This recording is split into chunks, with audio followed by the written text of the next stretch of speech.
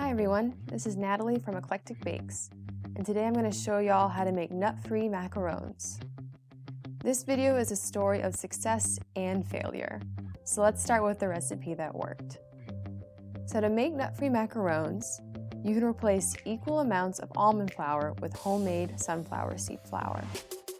All you need are some raw sunflower seed kernels in a blender or food processor. I went back and forth between my blender and sifter until I had the 100 grams of sunflower seed flour that I needed. Once you have the sunflower seed flour, you just make macarons as you normally would. I have an in-depth video of how to make regular macarons, so I won't get too deep into the weeds on that process in this video.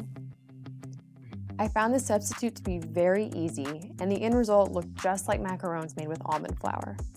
My only note is that the sunflower seed flour taste is stronger than what you get with almond flour, so you might want to add a half teaspoon of vanilla extract to try to tone that flavor down. And now for my epic fail. I found a recipe that used white chocolate instead of almond flour, and I had to try it since it sounded so crazy. I finally grated the white chocolate and then used the proportions listed in the recipe since this isn't a one-to-one substitution. I found that the batter got liquidy very fast, so I tried not to overmix, but as you can see from the results, these turned into a mess.